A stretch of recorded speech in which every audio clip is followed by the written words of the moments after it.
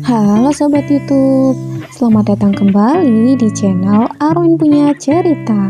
Tempatnya cerbung romantis. Jangan lupa subscribe dan bunyikan loncengnya.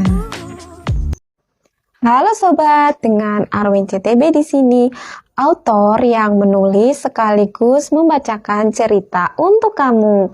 Semoga kamu suka ya dengan cerita yang aku bawakan.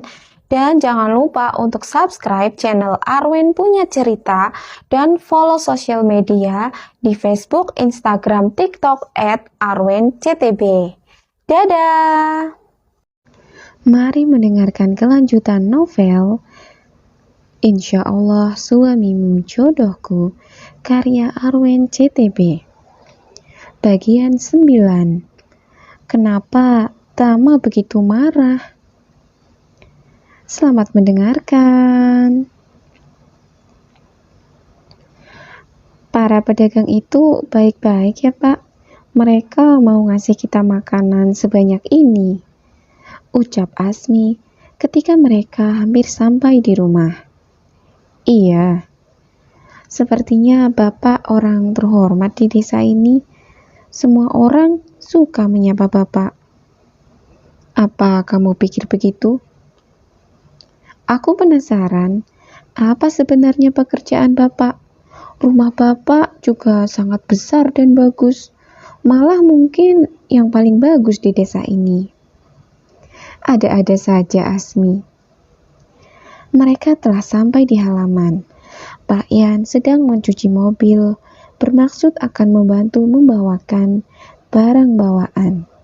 Namun, Tama menolaknya. Tidak usah Pak Yan. Baik kalau gitu juragan. Asmi mengikuti Tama masuk ke dalam rumah. Pria itu lalu berjalan ke arah meja makan dan menaruh semuanya yang dia bawa di atas meja itu. Asmi, kamu makanlah ini. Bilang para pelayan untuk makan juga. Baik Pak. Bapak mau kemana? Saya akan ada di ruang kerja sebentar. Asmi memandang punggung Tama ketika pria itu berlalu. Kenapa dia merasa aneh? Asmi merasa betah bersama Tama dan enggan berpisah dengan pria itu. Padahal dia hanya pamit untuk ke ruang kerjanya. Bukan, ucap Asmi sambil menampar pelan pipinya sendiri. Dia mengakuinya, perasaan itu. Tapi bagi Asmi itu wajar, sebab dia ada di tempat baru dan di tempat yang sangat asing itu. Yang dia kenal hanyalah Tama. Setidaknya hanya pria itu dan Pak Yan yang sudah duluan bertemu dengannya. Ada pelayan yang sedang membersihkan kaca di dekat dapur. Asmi memanggilnya. Mbak, sini deh. Iya, Neng. Di mana saya bisa mencuci pakaian? Neng mau ke tempat cuci. Nanti di sana ada Mbak Rumi yang akan cuci baju. Biar dia saja. Iya, di mana tempat cucinya? Mau saya antar, Neng. Nggak usah. Oh ya, ini ada es dan jajan dari pasar. Mbak makan ya, sama yang lain juga. Kasih buat Pak Yan juga di depan. Baik, Neng. Tempat cucinya ada di sebelah sana. Lurus, belok kiri, lalu setelah lorong ada tangga. Neng tinggal naik. Oke, makasih. Asmi membawa kresek berisi baju-baju barunya. Dia juga tidak lupa membawa 2 bungkus es dan 1 jenis kue sebelum menuju ke tempat cuci. Dia punya sebuah misi. Ketika melewati ruang kerja Tama, Asmi berhenti. Rasanya dia ingin mengetuk pintunya, mencari tahu apa yang sedang dilakukan Tama. Setidaknya dia ingin ngobrol dengan pria itu. Namun Asmi urung melakukannya. Asmi takut kalau kehadirannya justru mengganggu. Dia pun berjalan menuju lorong, menaiki tangga, lalu mendapati loteng tempat menjemur pakaian. Neng Asmi ngapain di sini? Mbak Rumi sendirian? Iya, seperti biasa. Ini Mbak, aku bawain es. Wah, makasih Neng. Aku juga mau cuci ini, baju-baju baru. Tadi beli di pasar. Sini biar saya yang cuci. Asmi terpaksa menyerahkan kresek itu pada Mbak Rumi. Pasalnya Asmi sendiri bingung harus mencuci bagaimana. Di sana ada 3 mesin cuci yang kesemuanya sedang bekerja. Mbak Rumi udah nikah? Tanya Asmi. Wanita yang sedang mengumpulkan kain itu pun menjawab, belum Neng. Oh, pantesan. Mbak Rumi masih muda ya. Jangan-jangan kita seumuran. Aku 18 tahun, Mbak. Kalau saya 24 tahun, Neng. Kata orang udah jadi perawan tua. Asmi ikut tertawa. Memang tidak salah kalau 24 tahun dianggap perawan tua. Jangankan di desa. Di kota saja biasanya sama. Mbak Rumi betah kerja di sini. Betah Neng, kerjaannya cuma nyuci dan nyetrika. Gak ada yang lain. Oh gitu. Iya Neng, saya sampai hafal banget baju-bajunya tuan, ibu, handuk, spray, semuanya saya hafal. Baju Neng Asmi juga.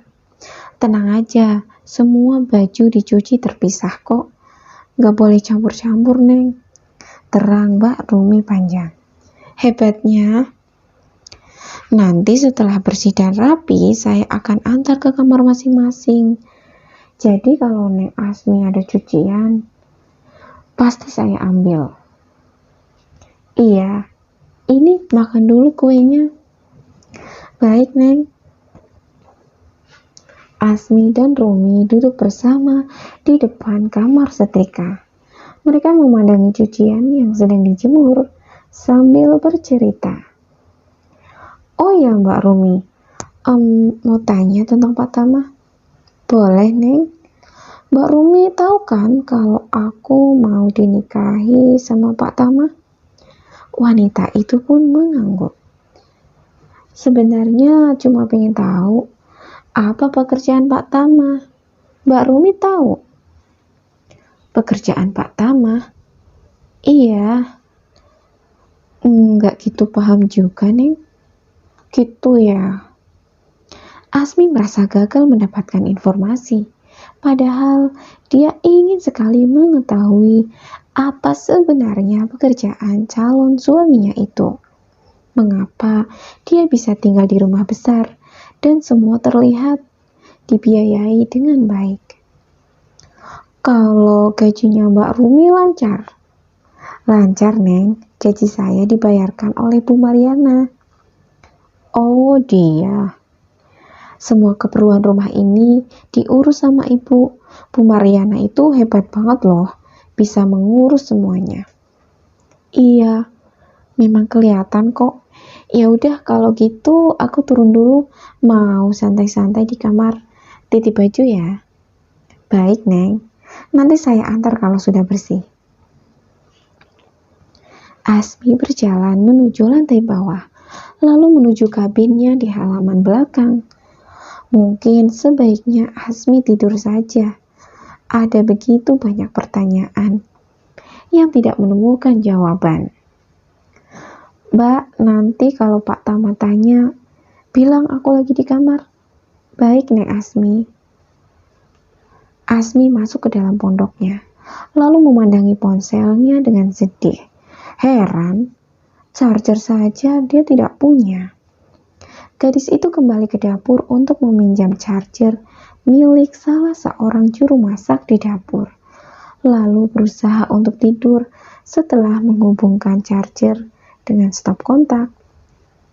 Pada jam 12:30 siang, Asmi terbangun. Ada yang mengetuk pintu. Dia mengucek mata sebelum bangkit lalu berjalan. Mungkin orang dapur mau ambil charger, pikirnya. Dia membuka pintu dengan malas, lalu mendapati Tama berdiri di sana. Tidur? Iya, soalnya aku bingung mau ngapain. Tadi mau cuci baju, kata Mbak Rumi gak usah. Kamu belum makan. Aku gak gitu lapar. Kamu ada charger? Tanya Tama kaget ketika pria itu melongo ke dalam kabin. Bukan, itu aku pinjam, Pak. Demi melihat Asmi men-charge handphonenya, Tama berbalik. Pria itu berjalan cepat menuju rumah utama. Mbak, Pak Yan, semuanya kumpul sekarang juga. Ada apa? Tanya Aida yang kebetulan pulang untuk makan siang di rumah. Tolong berkumpul sekarang juga. Semua pelayan, sopir, dan juga Mbak Rumi berkumpul di ruang tamu, termasuk Asmi yang heran dan ketakutan.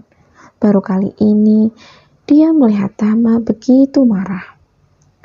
Tolong dijawab, siapa yang kasih pinjam Asmi charger? Tanya Tama sambil menatap satu persatu pekerjanya.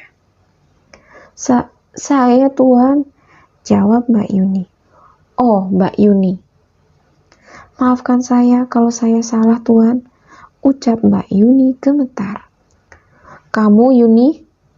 Siapa yang kasih izin kamu? Tanya Tama tajam. Gak ada, Tuan. Kalau begitu? Maaf, Pak, sela Asmi. Gadis itu ikut berlutut di samping Mbak Yuni. Ini salah Asmi, Pak. Jangan marah sama Mbak Yuni. Aku mohon. Asmi. Tama menunduk, menatap Asmi dengan tatapan kemarahan. Setiap rumah memiliki aturan, dan semua orang yang ada di rumah itu harus ikut aturannya. Paham kamu? Asmi menelan ludahnya ketika bertatapan dengan Tama. Mengapa pria itu sangat marah? Seusai mengatakan itu, Tama berlalu. Sementara itu, Mbak Yuni melorot ke lantai, menangis terseduh-seduh. Maafin aku, Mbak, ucap Asmi, mengusap punggung Mbak Yuni. Semuanya kembali bekerja, Aida memerintahkan. Puas kamu, udah bikin masalah. Kali ini, Aida menatap Asmi, penuh dengan rasa benci. Bersambung. Wah, makin seru ceritanya ya sobat. Simak terus kelanjutannya.